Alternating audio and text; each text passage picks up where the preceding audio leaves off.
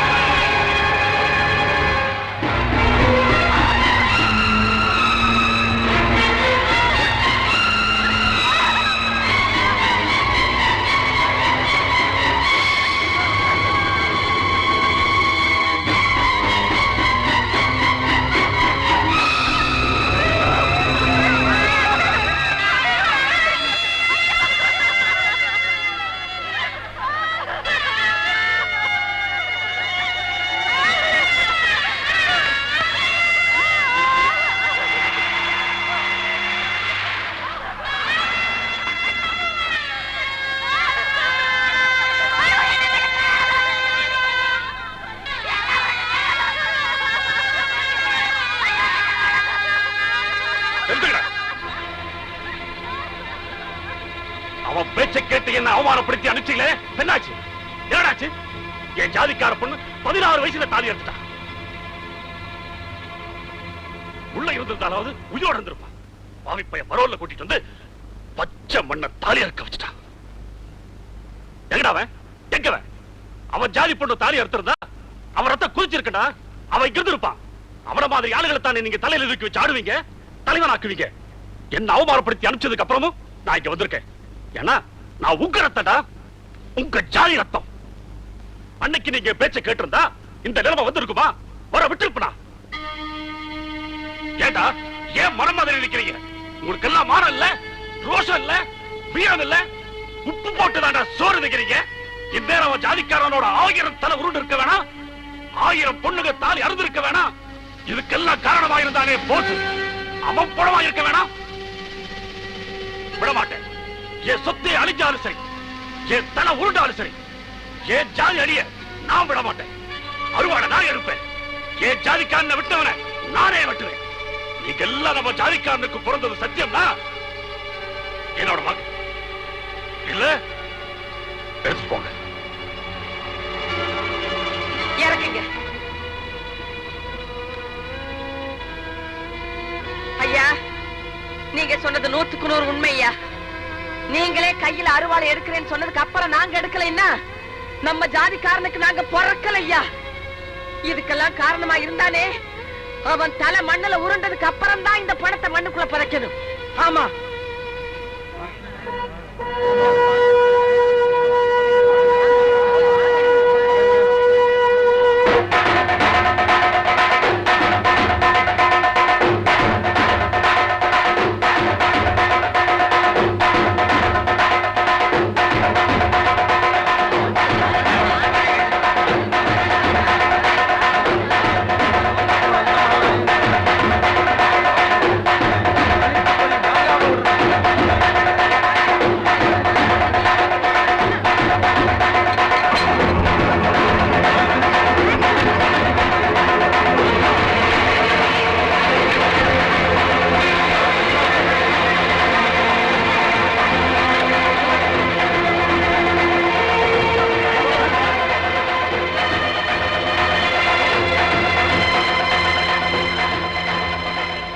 இப்பதான்டா நீங்க நம்ம ஜாதிக்காரங்க.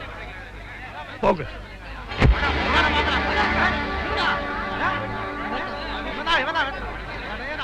போறதுக்கு முன்னாடி இவன் யாருன்னு தெரிஞ்சுட்டு போங்க. வெட்டினது யாரு? நான் தான். ஏய், வெட்ட சொன்னது யாரா? சொல்ற.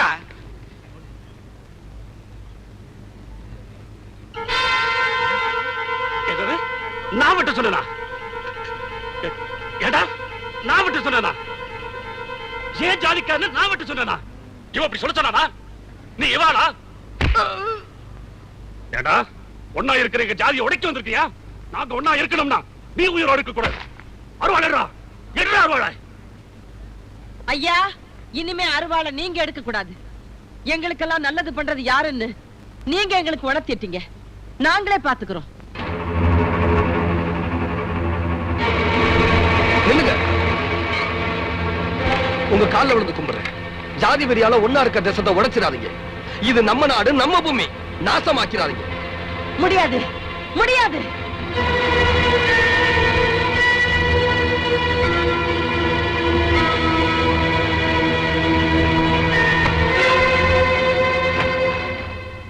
ஏண்டா, ஒன்னா இருந்த எங்களை எல்லாம் அழிக்கிறதுக்கு உனக்கு சாதிதான் கிடைச்சதா? உன் பேச்ச கேட்டு எத்தனை பேர் ஜெயிலுக்கு போயிருக்காங்க, எத்தனை பேர் செத்திருக்காங்க. இனிமே எவனும் சாதியை சொல்லி ஜனங்களை ஏமாத்த கூடாது, சாதியை சொல்லி அரசியலை அசிங்கப்படுத்த கூடாது. அதுக்காக தாண்டா ஒன்ன வெட்ட போறோம். இத்தனை காலம் இவன் செஞ்ச தப்பு நீங்க செய்யாதீங்க. இதுக்கு முன்னால உங்களை நாங்க தம்பியா நினைச்சுக்கிட்டு இருந்தோம். இப்போ தலைவரா நினைக்கிறோம். தலைவர்கள் வார்த்தையை தொண்டர்கள் மதிக்கணும் தான். அதே நேரத்துல தொண்டர்கள் பண்ற நியாயமான காரியங்களை தலைவர்கள் கண்டுக்காம இருந்துடணும். கண்டுக்காம இருந்துருங்க தலைவா. இப்ப நாங்க செய்ய போறது கொலை இல்ல, இந்த நாட்டுக்கு செய்ய போற சேவை. இவரை கொல்லாம விட மாட்டோம். வேண்டாம் வேண்டாம், இதை வெட்டாதீங்க. நான் உக்கு ஜாதிக்காரன். ஏ, நம்ம சாதிக்காரன் ஓட்டு போட்டு எம்எல்ஏ ஆனியே, அப்ப மட்டும் சந்தோஷமா இருந்ததா? இப்ப உன்னை வெட்ட போறது நம்ம சாதிக்காரவங்க தான். இதையும் சந்தோஷமா ஏத்துக்க. ஏப்பா, நம்ம சாதியை தவிர வேற சாதிக்காரங்க யாராவது இங்க இருக்கீங்களா? பாத்தியா, எல்லாம் ஓ சாதிக்காரவங்க ஐயா. சந்தோஷமா சாவு.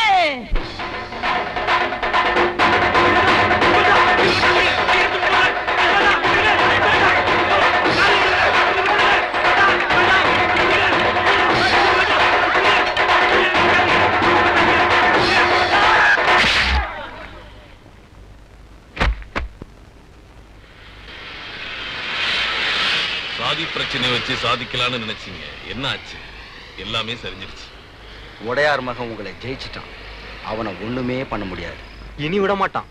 உங்க பதவியும் போகுது, உங்க மகன் உயிரும் போகுது. உடையார் மகங்கிற திமிரு, அதுக்கு ஒரு வழி பண்ணுங்க. கவலைப்படாத, அந்த உடையாருக்கு ஒரு வழி பண்றேன்.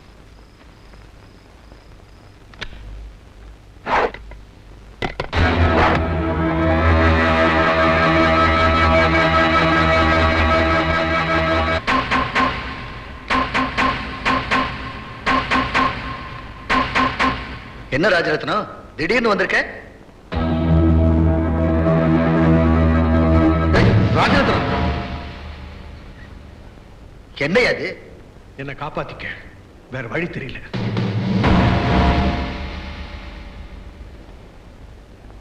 நீங்களே என்ன சுட்டு கொல்லுங்க, இல்ல என்ன காப்பாத்துங்க. யோ, என்னையா அது கால்ல விழுற? இப்ப கால்ல விழலன்னா மந்திரியாவே இருக்க முடியாது. எந்திரியா.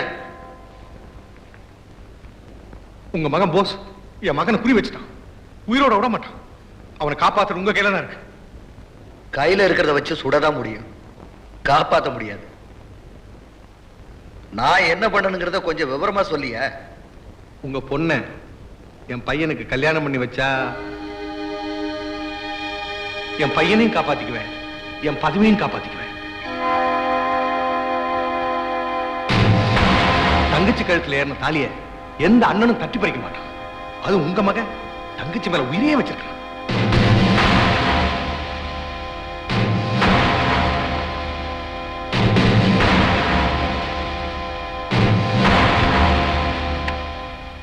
கல்யாணத்துக்கு ஏற்பாடு பண்ணு. பத்திரிகை அடிச்சு பந்தல் போட்டு இந்த கல்யாணத்தை நடத்த நிலைமையில நான் இல்ல. உங்க மகனுக்கு தெரிஞ்ச நடத்த விட மாட்டான். சரி, நாளைக்கே கல்யாணம். என்னங்க இது?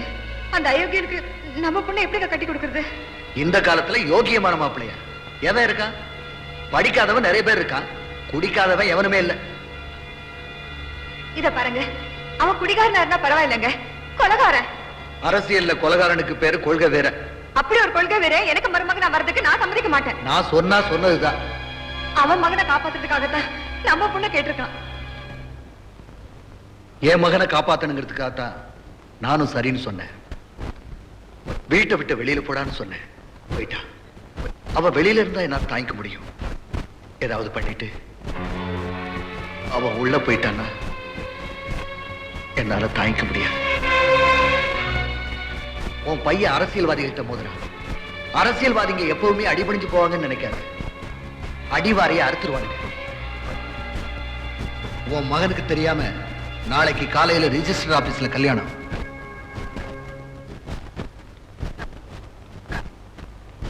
வாங்க மாப்பிள, வாங்க.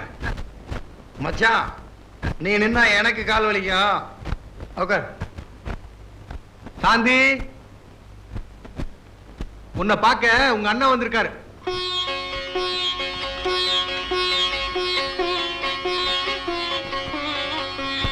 அண்ணன் இல்லாம கல்யாணம் பண்றதுக்கு உனக்கு எப்படி மனசு வந்துச்சு?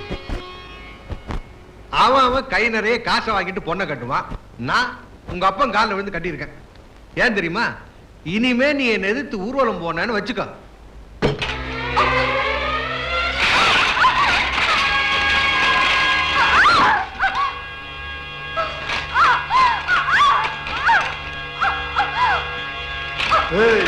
இனிமே எங்க அப்பாவை எதிர்த்து போராட்டம் நடத்தினேன்னு வச்சுக்க.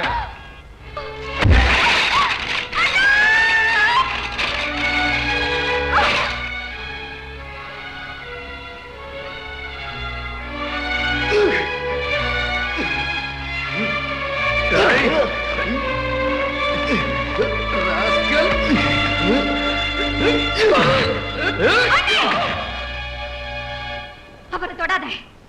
என் புருஷனும் மாமனாரும் என்ன அடிப்பாங்க, உதைப்பாங்க. எங்க வீட்டுல 1000 நடக்கும். அத பத்தி நீ கவலைப்பட தேவையில்லை. அப்படி கேள். நீதான் தமிழ் பொண்ணு. ஆண்டவன் உனக்கு காலம் மட்டும்தான் கொடுக்கலன்னு துடிச்சேன். ஆனா இப்பதான் தெரியுது உனக்கு பாசத்தையும் கொடுக்கல. ஓகே, உன் வீடு, உன் புருஷன், உன் சந்தோஷம். நல்லா இரு. நில்லு. நான் சொல்ல வந்தது முழுசா கேட்டுப்போ. அண்ணே, இந்த கல்யாணத்துக்கு நான் சம்மதிச்சதே உனக்காகத்தான். ஆமாண்ணே, உங்ககிட்ட இருந்து மகனை காப்பாத்தணும்னு மந்திரி நினைச்சாரு. இவங்க கிட்ட இருந்து ஒன்ன காப்பாத்தணும்னு நான் நினைச்சேன். அதனாலதான் இந்த தாலியை ஏத்துக்கிட்டேன். எப்படிங்கிறியா? இப்ப பாரு. அலமேலு, அந்த மண்ணனையும் தீப்பெட்டியும் கொண்டு வா.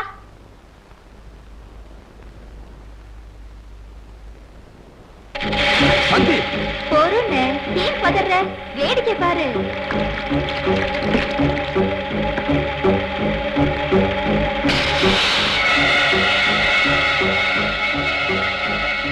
இப்ப நான் இத பத்த வச்சுக்கிட்டா என்ன நடக்கும் தெரியுமா? மருமக மேல மண்ணெண்ணெய் ஊத்தி எரிச்சிட்டார் மந்திரி அப்படின்னு மக்கள் பேசிக்குவாங்க. உங்க பதவியும் போயிடும், உங்க ஆட்சியும் போயிடும். இப்ப இந்த நாட்டுல இதுதான் ரொம்ப ஸ்ட்ராங்கான கேஸ். ஜனாதிபதி கிட்ட கருணை மனு கொடுத்தா கூட நீங்களும் உங்க மகனும் தப்பிக்கவே முடியாது. நான் ஒண்ணு இல்லாத வீட்டு பொண்ணா இருந்தா இந்த உலகத்துக்கு தெரியாம மறைச்சிடுவீங்க. நான் உடையார் வீட்டு பொண்ணாச்சே, எங்க அப்பா ஆட்டிருவார் ஆட்டி. இல்லன்னு? ஆமா ஆமா அண்ணே, இவங்களுக்கு தண்டனை ஓ முயற்சியால கிடைக்கணும். உன்னை இந்த நாடே பாராட்டணும். அத பார்த்து நான் பூரிக்கணும். அதனாலதானே இவ்வளவு பொறுமையா இருக்கேன். இல்ல 1 லிட்டர் மண்ணெண்ணெய், ஒரு தீக்குச்சி, இவங்களை நானே இறக்கிடுவேன். ஏன கண் கலங்குற? தங்கச்சிக்கு சீதனை கொண்டு வரலையா? ஒரு நாள் முடிஞ்சா ஒரு 5 லிட்டர் மண்ணெண்ணெய் அனுப்பி வை, அது போதும். மத்ததெல்லாம் என் மாமனார் வீட்லயே இருக்கு. ஏ மாமா?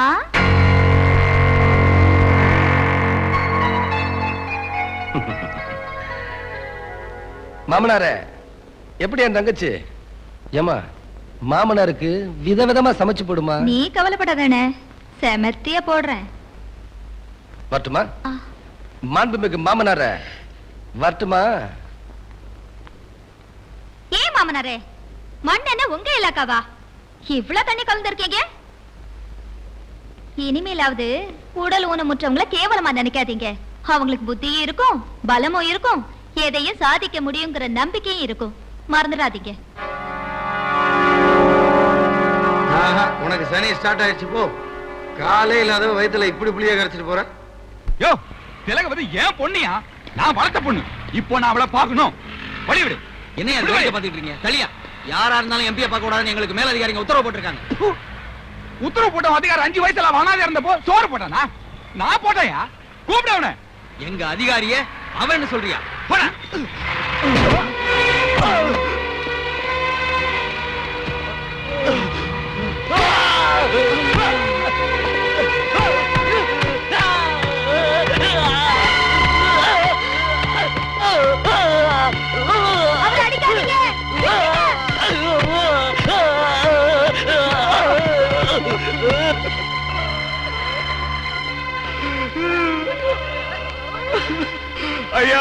பாத்தீங்களா ஐயா, என் பொண்ணை பாக்கிறதுக்கு என் வீட்டுக்குள்ள என்ன விட மாட்டேன்றானுங்க.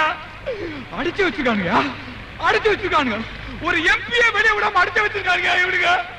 ஏய், பேசாம போறியா இல்லையா? இன்ஸ்பெக்டர் சார், என்னாலே திருப்பி அடிக்க முடியும். இங்க இருக்க ஒருத்தரையாவது அடிப்பேன். ஆனா நீங்களா என்ன அடிக்கல சார், எனக்கு தெரியும். நீங்களா எவனோ செய்யற தப்பெல்லாம் சுமக்கிற பாருங்கடா. உங்களை நான் அடிக்க மாட்டேன், அவனை பாக்குறேன்.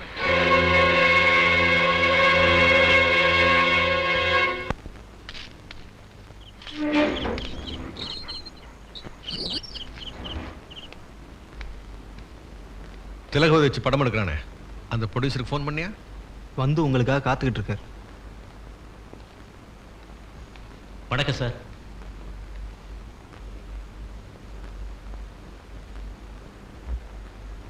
உங்க படத்துல திலகவதி நடிக்க வேண்டிய சீன் ஏதாவது பாக்கி இருக்கா? ஒரே ஒரு பாட்டு மட்டும் எடுக்கணும். பாட்டு முடிஞ்சது அவங்களை கொலை பண்ற மாதிரி ஒரு சீன் எடுக்கணும். ஆனா அவங்கள பார்க்கவே முடியல சார். உன்னால பார்க்க முடியாது. இப்ப அவ எங்க பாதுகாப்புல இருக்கா? இப்பவே 50 லட்சம் ரூபாய் நஷ்டத்துல இருக்கேன் சார். அந்த 50 லட்சம் ரூபாயை நான் உனக்கு தர்றேன். திலகவதி நடிக்கிறதுக்கும் ஏற்பாடு பண்றேன். ஆனா பாட்டு முடிஞ்சதும் நிஜமாவே அவ சாகணும். அவளை வெளியே விடாம அடைச்சு வச்சிருந்த விஷயம் அவன் அப்பன் கத்துனால ஜனங்களுக்கு தெரிஞ்சு போச்சு. பத்திரிகைக்காரங்க சும்மா இருக்க மாட்டாங்க. அவளை வெளியே விட்டா உண்மையை சொல்லிடுவா. அதனால நாம தான் கொன்னோம்னு தெரியாம ஷூட்டிங்ல சாகணும். விட மாட்டேன்டா, என் மகனை நடிக்க விட மாட்டேன். ஈஸ்வரா, முதல்ல இவன் சாகணும்.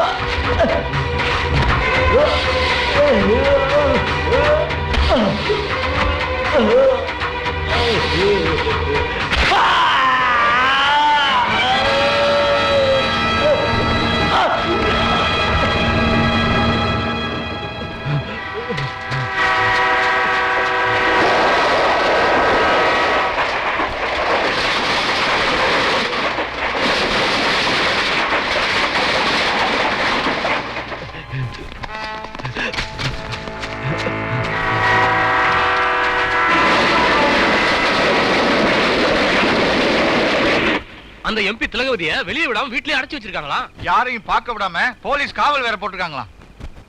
போஸ், போஸ், காப்பாத்துங்க போஸ், காப்பாத்துங்க போஸ். ஐயா, என்னாச்சு உங்களுக்கு?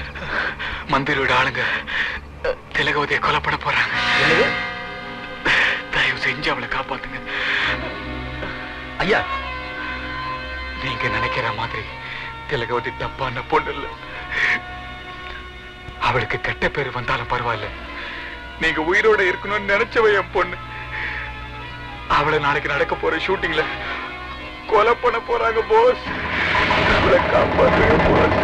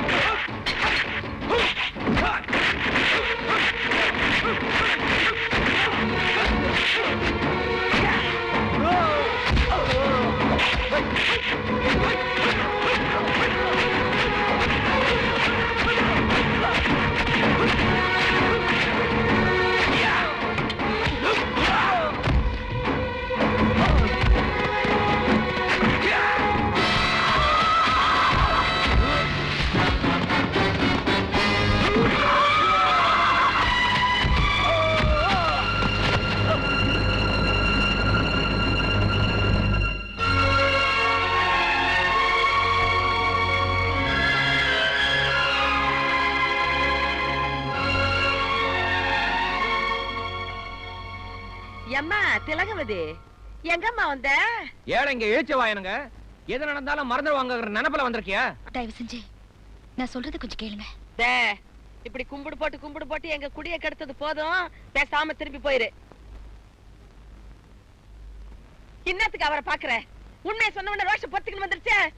உனக்காக போலீஸ் கிட்ட நான் வாங்கின அடியை வெக்கத்தை விட்டு ஜாக்கெட்டை விட்டு காட்டுறேன். பாக்குறியா?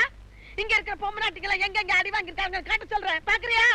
உண்ணாவிரத்துல கலந்துகிட்டதுக்காக இவ புருஷனை போலீஸ்காரங்க அடிச்சே கொண்டாங்க. அவன் புணந்தா இங்க வந்தது.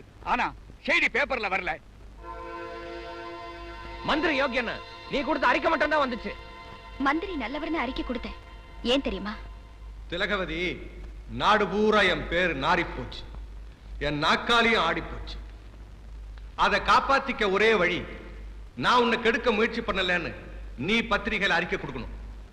அப்படி கொடுக்கலன்னு வச்சுக்கோ, உனக்காக உண்ணாவிரதம் இருந்தானே போஸ், அவன் இப்ப ஆஸ்பத்திரியில இருக்கான்.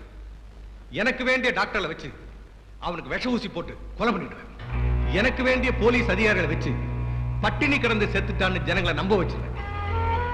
அவன் உயிரோட இருக்கணுமா வேண்டாமாங்கிறத நீயே முடிவு பண்ணிக்க. ஜனங்களுக்கு நல்லது பண்ணணும்னு நினைக்கிற ஒரு சக்தி எப்பவாவது உருவாகும். அதுக்கு கடவுளோட அனுகிரகமும் இருக்கும். அந்த சக்தி இவர்தான்னு தெரிஞ்சுக்கிட்டேன். அதனாலதான் இவர் உயிரோட இருக்கணும்னு ஆசைப்பட்டேன். இவர் உங்களுக்கும் வேணும், இந்த நாட்டுக்கும் வேணும், எனக்கும் வேணும். இத்தனை நம்ம இப்படியே விட்டுடக்கூடாது தம்பி. நடந்ததெல்லாம் சனங்களுக்கு தெரியப்படுத்தி ஆகணும். ஊரா மேடை போட்டு பேசுவோம். என்னைக்குன்னு சொல்லுங்க. எவன் சொல்லுங்க. ஆகஸ்ட் 15.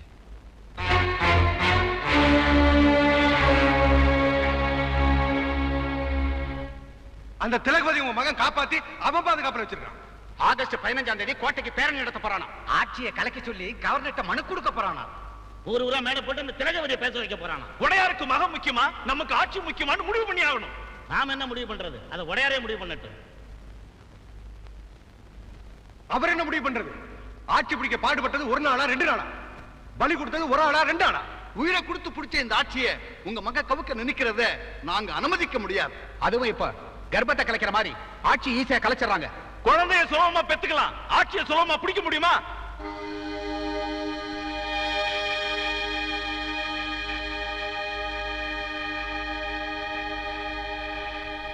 ஆட்சியை காப்பாத்துறதுக்காக நீங்க என்ன முடிவெடுத்தாலும் எனக்கு சம்மதம் தான்.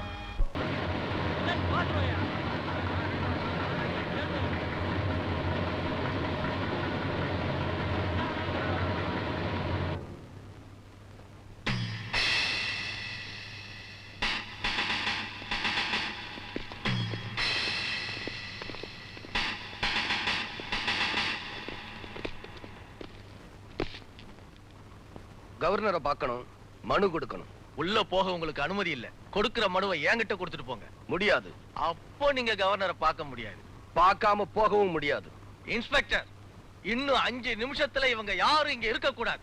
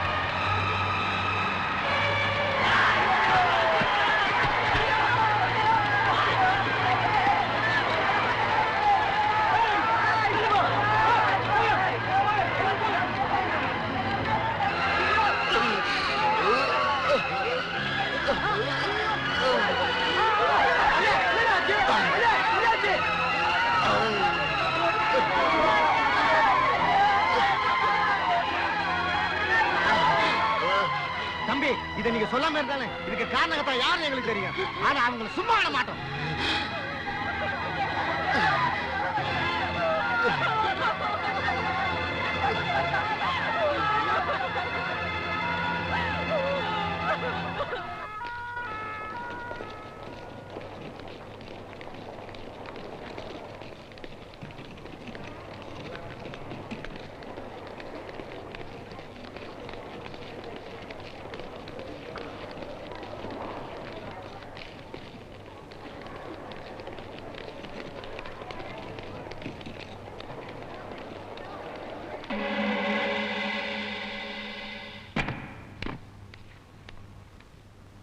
என்ன இவ்வளவு பதட்டமா வர? துணிமணி எல்லாம் எடுத்து சீக்கிரமா கிளம்புங்க. சீக்கிரம். எதுக்குண்ணா? நாம எல்லாரும் பம்பாய்க்கு போறோம். உங்க எல்லாருக்கும் கல்யாணம் பண்ணி வைக்கிறேன். உங்களை நல்லா வாழ வைக்கிறேன். என்ன நான் சொல்ற? இவ்வளவு பணம் ஏதுண்ணா? கொலை பண்ணதுக்காக கிடைச்ச பணம். நம்ம 4 பேர் நல்லா இருக்கணுங்கிறதுக்காக நானே நல்லா இருக்கணும்னு நினைக்கிறேன். ஒரு நல்லவனை கொண்டுட்டியடா பாவி.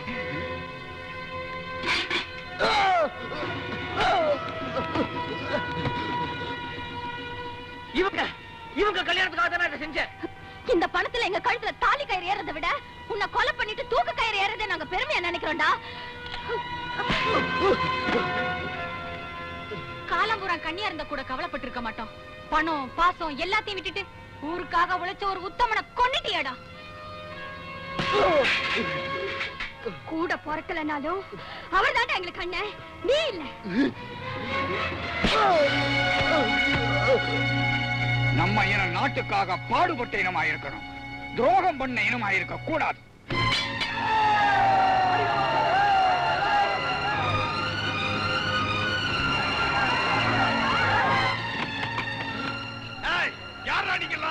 இது வரைக்கும் உங்க பேச்ச கேட்டு ஏமாந்த ஏழை ஜனங்க எங்களுக்காக உழைச்ச போச ஆளை வச்சு கொண்டீங்கல்ல, அதுக்கு பதில் சொல்ல வேண்டாம். உங்களை ஆட்சியில இருந்து இறக்க வர ஓய மாட்டான். அடிச்சே இறக்கும். அடிக்கிறா. இவர் தாங்க முதலமைச்சர். இவர் அடிக்க. இவர் அடுத்த முதலமைச்சர். இவர் அடிக்க. நான் சாதாரண எம்எல்ஏங்க. என்ன அடிக்காதீங்க.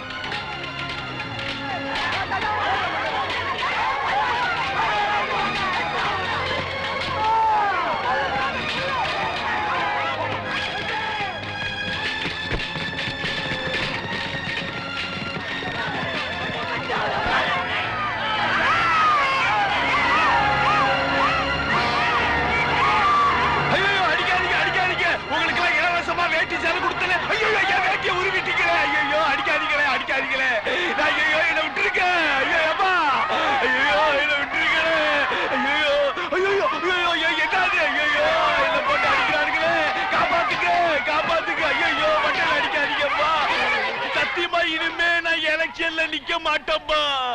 உங்களுக்கு ஆத்திரம் தீர்ற வரைக்கும் என்ன போட்டு அடிங்க கொள்ளுங்க. லேசா உயிரை மட்டும் விட்டுடுங்கப்பா. நான் பொட்டி கடை வச்சு பொழைச்சுக்கிறேன்.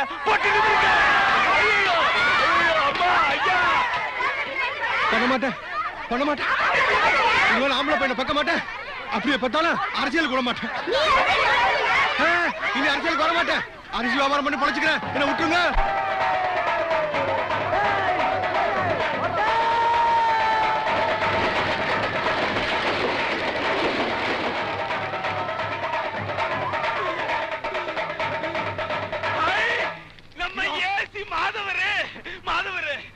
யோ, ஜனங்க துரத்திட்டு வராங்க. ஷூட் பண்ணியா? ஷூட் பண்ணுங்க. என்ன சொல்லிட்டே இருக்க, வேடிக்கை பார்த்துட்டு இருக்க? எத்தனை விஷயத்துல நீங்க எல்லாம் சொல்லி நாங்க வேடிக்கை பார்த்துட்டு இருந்திருக்கோம். அப்படின்னு உங்களுக்கு பெண்ணே ஆச்சு. இப்பதான் எங்களுக்கு புத்தி வந்திருக்கு. போலீஸ்காரங்க பொதுமக்களோட நண்பங்கிற காலம் போய் எங்களை எல்லாம் விரோதியா நினைக்க ஆரம்பிச்சுட்டாங்க. ஜனங்க முன்னால எங்களை அசிங்கப்படுத்துறது உங்களை மாதிரி அரசியல்வாதிகள் தான். டேய், நீ ஏடா பேசுற? அட பாவி, அப்பவே சொன்ன கேட்டீங்களா? இந்த பணக்கொட்ட தலையனை பக்கத்துல வச்சு ஊத்தி கொடுக்காதீங்கன்னு. இன்னும் ஏத்திட்டு இப்படி நம்மள கவுத்துட்டாங்க. நாங்க நல்லதும் பண்ணுவோம்னு ஜனங்களுக்கு தெரிய வேணாம். அதுக்காக தான்.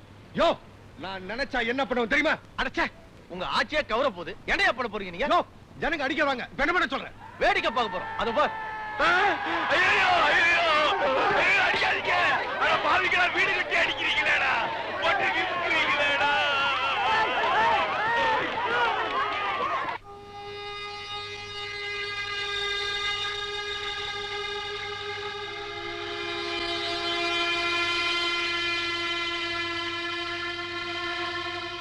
தம்பி உங்களை பார்க்காம போக மாட்டேன்னு ஜனங்க காத்துட்டு இருக்காங்க. நீங்க வந்து உங்க முகத்தை மட்டும் காட்டிட்டு போயிருங்க.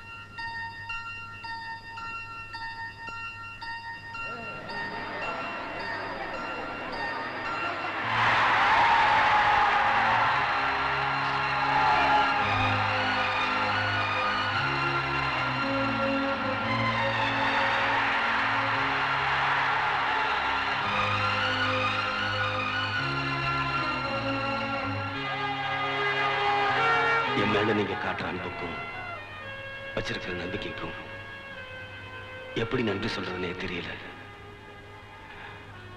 இந்த நேரத்துல என் அன்பான வேண்டுகோள் ஒண்ணு. இந்து, முஸ்லிம், கிறிஸ்டின் மதத்தால வேற வேறையா இருந்தாலும் மனத்தால ஒன்னா வாழ்ந்துகிட்டு இருக்கோம். அதை மாத்த நினைக்கிறாங்க. நீங்க மாறவும் கூடாது, ஏமாறவும் கூடாது. அதனால உங்களுக்குள்ளேயே ஒரு உறுதி எடுத்துக்கங்க. ஒற்றுமையில இந்தியனா இருக்கணும், உணர்வுல தமிழனா இருக்கணும், மொத்தத்துல மனுஷனா இருக்கணும்.